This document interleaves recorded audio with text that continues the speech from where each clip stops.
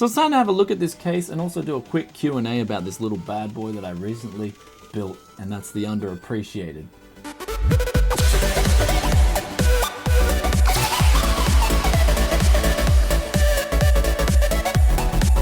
Welcome back to Tech. Yes, it is Brian coming back to you guys today. It was kind of like a hybrid review and Q&A of this case and the build that I recently did, the underappreciated. So let's get straight into it though, but the first half of this video will be the review of this case, and then the second half of this video will be a Q&A about the recent 1440p video that I did, answering questions to do with modding this case and the components inside.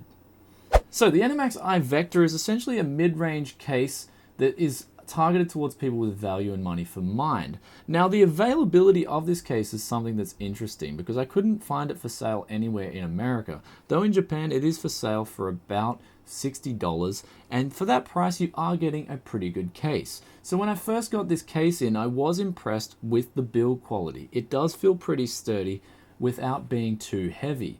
Though some people who like heavy cases, especially people who like things like the Fractal Define R4, are probably not going to be in the market for this case. It is about half the weight of the R4, so it comes in at about 6.5 kilos, though it is pretty well built. And the first thing you're probably going to notice though is this rubber, sort of hard rubberized material on the front here. I don't know exactly what it is. It's probably a soft plastic, but it does feel really good and it does feel really well made. Though if you can probably look closely, you can see that the color balance is a little bit off. So that's one thing that I'll critique about the outside of this case. But besides that, everything, the case side comes off really easy, the front and the rear. Also, the buttons feel really sturdy, except on the top of the case. The power button and the reset button are kind of awkward to press.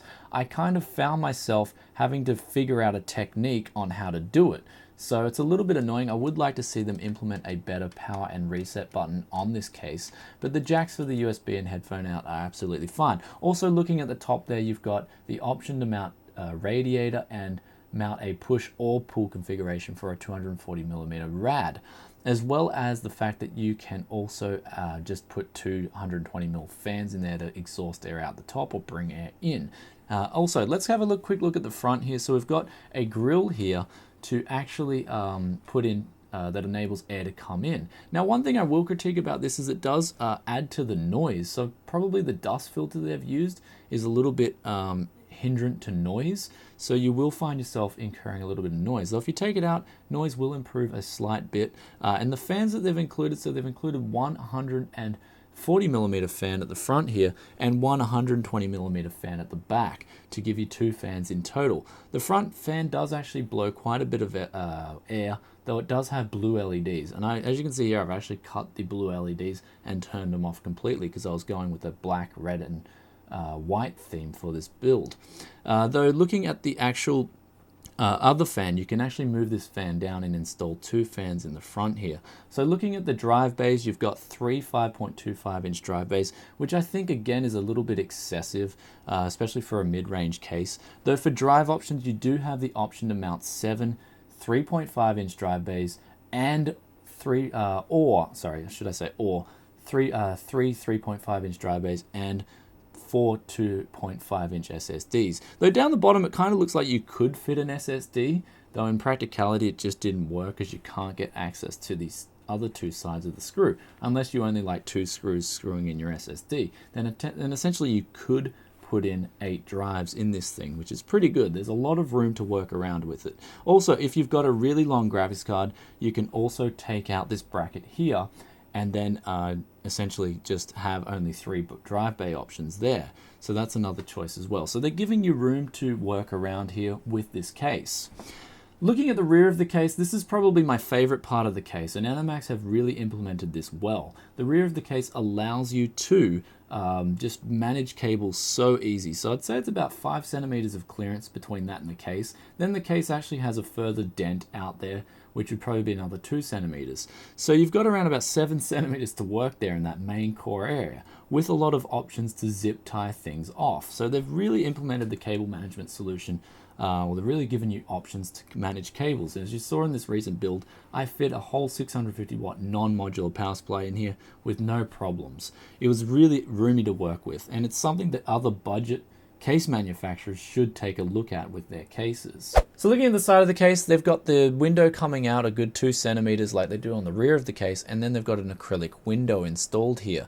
I don't expect them to put glass in on a $60 case, so that's not something that I'm not going to critique, though it is pretty well made and it could take a beating. Also, down the bottom of the case here, you've also got the option to mount a 120mm fan, which I have taken advantage of and put it in a push configuration.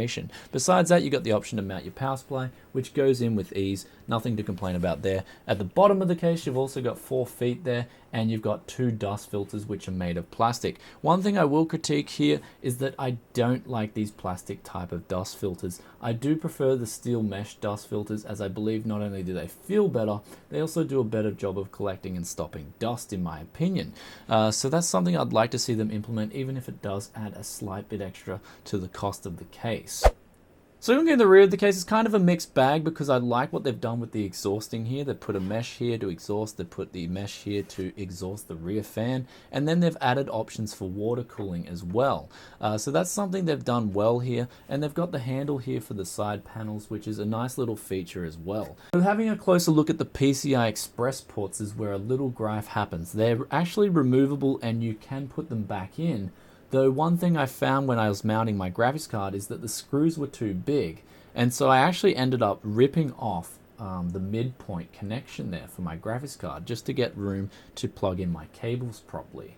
So that's something that I will say they might want to look into that and install a graphics card and just make sure that you can get your cables in, because you're either going to have to get a different screw and lower that PCI bracket a little bit so you can lower your graphics card, or you're going to have to rip it out like I've done. So in conclusion, this case is actually built pretty well. There's no sharp edges. The included fans are pretty good, though they're a little bit noisy. Though the best thing I like about this case is the switch on the top here. As you can see here, I've actually hot wired this from the front fan so I can turn the fans off and the LEDs. You can also switch it to the right to have your fans running in silent mode, which I do prefer because it is quieter. If we turn those fans on full, even though the airflow is better, the noise actually becomes audible. So it's something that I'd like to see them improve on, because I know Enermax can make fantastic fans, as seen with the T40, their CPU cooler. Though that being said, I mean the case, all in all, this case does get a recommendation, and things like the brackets are easy to take off and put in. They've also included brackets for the hard drives as well, which allow you to take in and out the hard drives and SSDs with ease. And they're actually pretty solid. They're not flimsy, they don't rattle while your computer's in use, so I will give them a thumbs up for that. So a quick recap, this case is pretty much good to go. It does get a solid recommendation from me, though one thing or a few things I'd like to see them improve on quickly would be those power buttons, would be that rear PCIe bracket configuration, and also the noise of the fans if they could do it. But all in all, this actually makes a really good case. Airflow is pretty good. Temperatures are pretty low in this rig. I do not have one problem with the temperatures inside this case as well. Built really well, no sharp edges, cable management's phenomenal. You've also got a side window there for bling bling, and it's good to go. So anyway, if you guys have any questions about the Enermax iVektor, let me know in the comments below. But anyway, let's move on now to the question and answer for the underappreciated. So this is the PC that I recently built in my 1440p Ultimate build guide, and you guys thought it was pretty cool, and you guys had a few questions that you wanted me to follow up on, and so I'm going to follow up on that these questions now. Basically, the LEDs, you grab them off eBay. They're $2.50 for like 2 meters of this stuff. You can also grab different colors, any color that you like, or a lot of colors, and then you basically stick them on. So you just stick them on there. I've decided to glue them off with silicone, and then you can wire the LEDs with a soldering iron. So you will have to solder if you want to do this properly.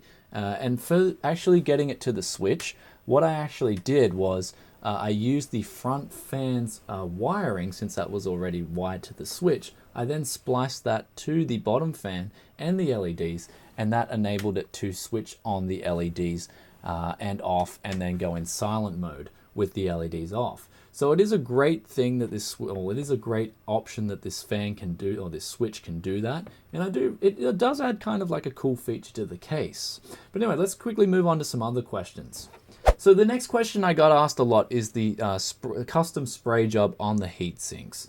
Basically, it's metal, and it's unfinished metal in case of the graphics card and the CPU heatsink.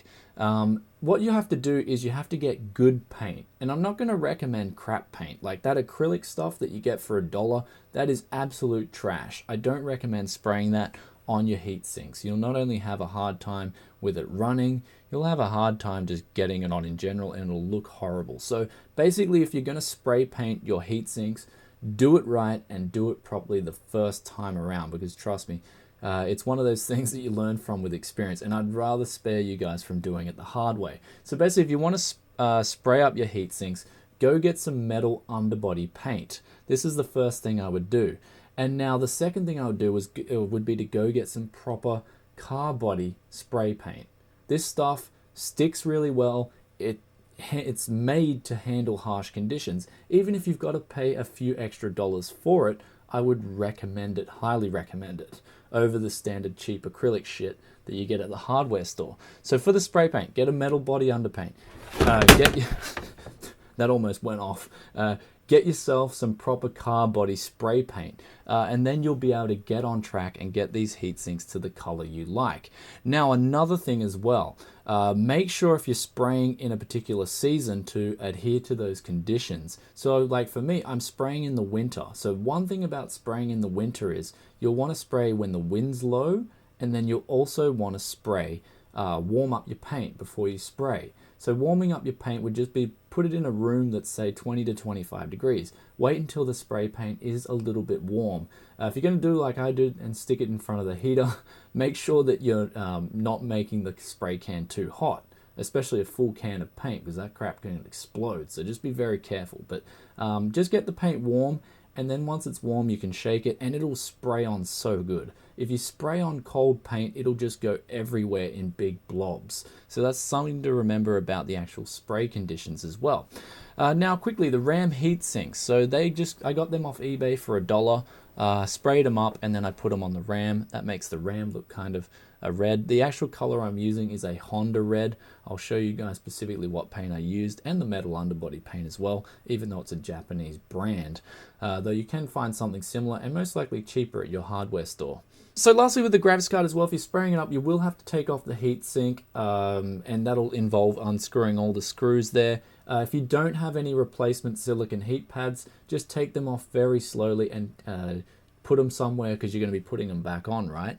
Also, with the actual spray job of the heatsink itself, this will give you a good chance to clean up your graphics card board, as well as put some new heatsink paste on, which was what I did. When I put some Arctic Silver 5 on this actual graphics card, I managed to get temperatures that were 5 degrees lower at the same ambient temperatures. Also, another thing is, will the spray painting of the heat sinks add a layer of insulation there, which will be detrimental to performance? And technically, yes, right?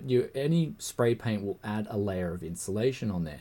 Though one thing to keep in mind is if you're using dark colors, like black especially, that'll absorb radiation better and can actually help reduce temperatures in some rare circumstances. But for what it's worth, we're not going to go into a big argument of convection and all that physics, thermodynamics, but for what it's worth, it doesn't make a big difference, right? There's unless you're spray painting a huge amount of paint on there, which I don't recommend, temperatures aren't going to change that much at all. So there's nothing to worry about. So just get some good car body spray paint and go at it. And you know, this is essentially how I sprayed it up.